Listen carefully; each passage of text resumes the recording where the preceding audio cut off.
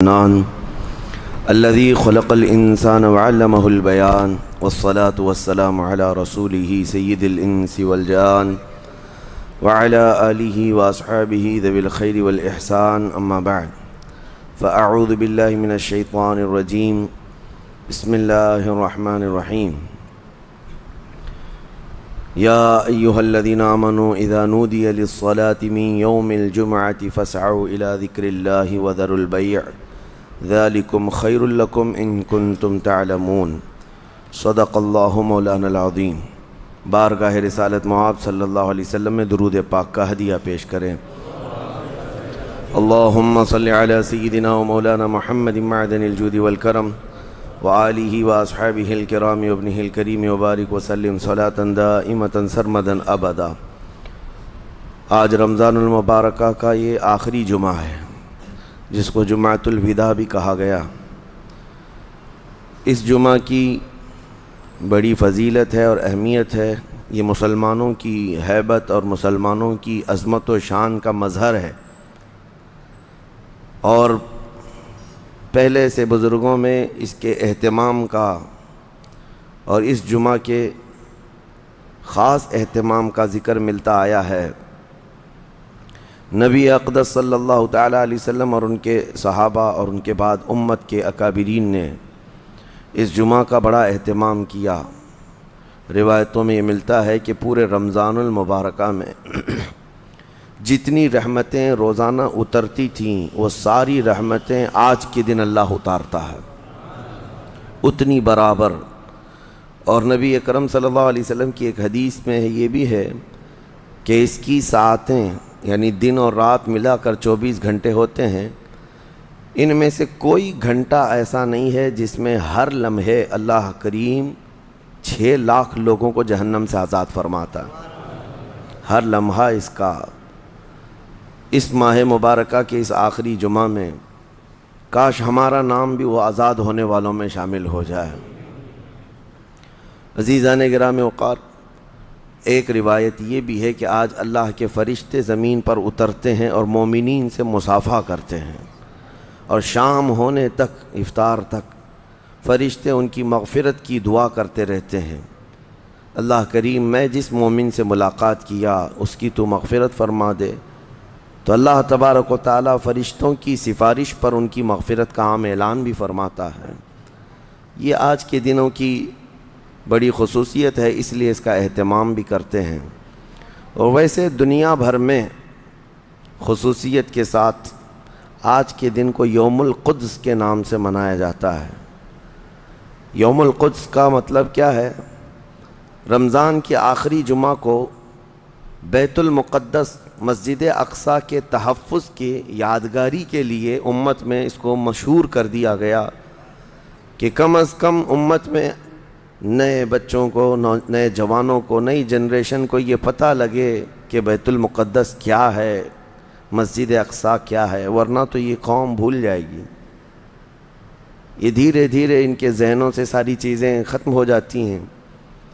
یہاں ہمارے ملک میں رہتے ہوئے اب نئے بچوں سے پوچھیں تو بابری مسجد انہیں نہیں معلوم۔ پرانے لوگ جانتے ہیں جن کے سامنے حادثے ہوئے ہیں، لیکن جو نئے لوگ دنیا میں آتے ہیں یا جوان ہوتے رہتے ہیں تو ان تمام چیزوں سے وہ واقف نہیں ہو پاتے۔ تو یہ علماء کی ذمہ داری ہے اور بڑوں کی یہ ذمہ داری ہے کہ یہ معلومات منتقل کرتے رہیں اپنی جنریشن میں۔ آج یوم القدس کے طور پر دنیا بھر میں اس لیے منایا جا رہا ہے کہ بیت المقدس مسجد اقصیٰ کی حفاظت کا ایک عظیم منصب اور ایک عظیم مفہوم بچوں کے ذہن میں منتقل کیا جائے۔ کیا خبر کہ یہ جو نونہال ہیں، چھوٹے بچے ہیں، ہمارے ہاں آس پاس رہتے ہیں، کیا پتہ ان میں سے کون صلاح الدین بن کر کھڑا ہونے والا ہے۔ صلاح الدین کوئی آسمان سے آنے والے اور زمین سے نکلنے والے مجاہد کا نام نہیں تھا، وہ بھی اسی طرح سے پرورش پانے والے کسی محلے بستی میں رہتے تھے۔ اور صلاح الدین ایوبی نے ان حالات کا سامنا کیا تھا جب عیسائیوں نے بیت المقدس پر زبردستی قبضہ جمایا ہوا تھا، جبکہ حضرت عمر فاروق رضی اللہ تعالیٰ عنہ کے زمانے سے لے کر تقریباً 400 سال تک بیت المقدس پر اذانیں ہوتی رہیں، نمازیں ہوتی رہیں، اور صرف ان عیسائیوں کو وہاں آنے کی عام اجازت دی گئی تھی فاطمی دور میں۔ ویسے اگر میں تاریخ بتاؤں تو بیت المقدس روئے زمین پر یہ تیسرا اہم مرکز ہے مسلمانوں کا۔ حرم کعبہ اور مسجد نبوی کے بعد تیسرا حرم مسجد اقصیٰ ہے، بیت المقدس ہے۔ اور ویسے اس کے انعقاد اور زمین پر اس کے پائے جانے کی تاریخ تو بہت پرانی ہے۔ فرمایا گیا اللہ تعالیٰ نے روئے زمین پر سب سے پہلے خانہ کعبہ کو بنوایا، وہ فرشتوں نے اس کی تعمیر کی۔ تو مکہ مکرمہ میں خانہ کعبہ بنانے کے صرف 40 سال کے بعد یہ فلسطین میں بیت المقدس کو فرشتوں نے تعمیر کیا۔ سب سے پہلے وہ جگہ فرشتوں نے اس کو مقدس بنائی۔ تو اس زمانے سے آدم علیہ الصلوۃ والتسلیم کے زمانے سے یہ بیت المقدس کا علاقہ مقدس ہی رہا، اور اس کو ارض المقدس کہا جاتا ہے آج بھی عربی میں۔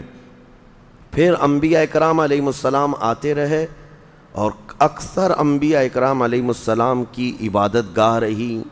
بنی اسرائیل کے تقریباً انبیاء اکرام بیت المقدس کو ہی اپنا مسکن بنائے ہوئے تھے، اپنا وطن بنائے ہوئے تھے۔ کتنے انبیاء اکرام کا ذکر کروں، تقریباً 30,000 انبیاء اکرام آج بیت المقدس کے ارد گرد دفن ہیں۔ 30,000 انبیاء اکرام علیہ السلام۔ اور اولو العزم پیغمبروں میں حضرت سیدنا ابراہیم علیہ السلام وہیں پر ہیں، آپ کے بیٹے حضرت اسحاق علیہ السلام وہیں ہیں، ان کے بیٹے حضرت یعقوب علیہ السلام وہیں ہیں، پھر موسیٰ علیہ السلام وہیں ہیں، اور اس کے علاوہ زکریا علیہ السلام، داؤد علیہ السلام، سلیمان علیہ السلام، جلیل القدر انبیاء کرام سب بیت المقدس میں ہیں۔ تو یہ بیت المقدس اس لیے بھی اہمیت کا حامل ہے کہ مسلمانوں سے پہلے یعنی انبیاء کرام علیہ السلام کے دور میں یہ مرکز رہا، قبلہ رہا اکثر امتوں کا۔ تو یہودی جو ہے چونکہ ان انبیاء کرام کے فالوورز میں آتے ہیں، حضرت ابراہیم علیہ السلام کے، حضرت اسحاق اور حضرت یعقوب علیہ السلام کے، تو ان کے لیے بھی یہ مقدس تھا۔ اور پھر مزے کی بات یہ ہے کہ حضرت بی بی مریم کی ساری تربیت جو ہے بیت المقدس کے اندر ہوئی، جیسے کہ آپ نے تفسیر میں سماعت کیا ہوگا۔ اور پھر جب وہ جوان ہوئیں تو حضرت عیسیٰ علیہ السلام کی ولادت بھی بیت المقدس سے قریب میں ہوئی ہے۔ حضرت عیسیٰ علیہ السلام پیدا وہاں ہوئے، اور حضرت عیسیٰ علیہ السلام نے بھی تبلیغ کا مرکز اسی کو بنایا، بیت المقدس کو بنایا۔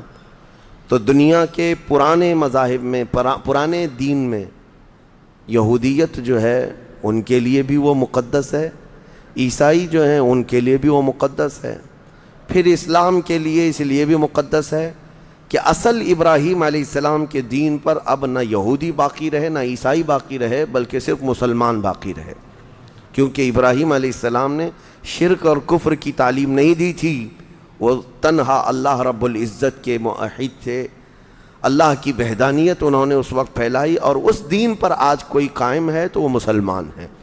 تو انبیاء اکرام علیہ السلام کے وارثین بھی یہ امت محمدیہ ہیں پچھلے انبیاء کے۔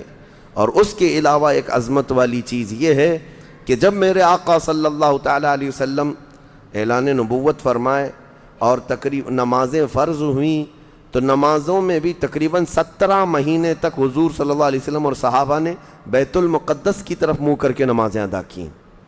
اس اعتبار سے ہمارا پہلا قبلہ وہی ہے، پہلا قبلہ جس کو قبلہ اول کہا گیا ہے۔ پھر حضور کی خواہش پر قبلہ بدل دیا گیا، خانہ کعبہ قبلہ ہو گیا ہمارا۔ اور ایک بڑی اہمیت اس بیت المقدس کی یہ بھی ہے کہ جب نبی اکرم صلی اللہ تعالیٰ علیہ وسلم معراج کی شب تشریف لے جا رہے تھے رب ذوالجلال کی ملاقات کے لیے، تو جبرائیل امین کے نے براق کی سواری کو حرم سے لے کر سب سے پہلے جہاں پر اتارا تھا وہ بیت المقدس ہے۔ بیت المقدس جہاں پر آج بھی وہ جگہ باقی ہے جہاں رسول کریم صلی اللہ تعالیٰ علیہ وسلم کی سواری براق کو باندھا گیا تھا، اور حضور نے اندر جا کر 1,24,000 کم و بیش نبیوں کو حضور نے امامت فرمائی تھی۔ یہ وہ بیت المقدس ہے جہاں سارے نبیوں نے میرے نبی کا خطبہ پڑھا تھا معراج کی شب، اور اس کے بعد رسول اقدس صلی اللہ تعالیٰ علیہ وسلم وہاں سے آسمانوں کا سفر کیے۔ تو بیت المقدس مسلمانوں کے لیے اس لیے بھی اہم ہے کہ میرے آقا کی امامت گاہ بھی ہے اور ہمارا قبلہ بھی ہے۔ اب یہ زمانے میں چلتا رہا، جب حضور اکرم صلی اللہ تعالیٰ علیہ وسلم کا دور تھا ظاہری زندگی کا، اس وقت بیت المقدس پر عیسائیوں کا ہی قبضہ تھا. ہم یہ بتاتے ہیں عیسائیوں کا، لیکن عیسائیوں نے کہاں سے قبضہ کیا تھا؟ وہ تو یہودیوں سے حاصل کیا تھا. یہودیوں کو مارتے تھے. اتنی خطرناک جنگیں ہوتی تھیں عیسائیوں میں اور یہودیوں میں کہ بیت المقدس میں خون خرابہ یہ آج کی تاریخ نہیں ہے، بہت پرانی تاریخ ہے. ٹائٹس نام کا ایک عیسائی بادشاہ جس نے پورے بیت المقدس کی اینٹ سے اینٹ بجا دی تھی، اور اس نے جتنے یہودی وہاں پر آباد تھے سب کو قتل کروا دیا تھا. پھر عیسائیوں کا قبضہ ہوا تھا. کتنے بڑے بڑے عیسائی بادشاہ آئے اور انہوں نے وہاں پر سوائے ظلم کے اور کچھ نہیں کیا بیت المقدس میں. یہ تو ان کی تاریخ چلتی تھی عیسائیوں کی، یہودیوں کی. یہودیوں سے کئی مرتبہ بیت المقدس لے لیا گیا اور عیسائی جھنڈا وہاں لہرایا گیا. کئی 100 سال تک عیسائیوں نے یہودیوں کا داخلہ بھی بند کر رکھا تھا کہ کوئی یہودی پھٹکنے بھی نہ پائے.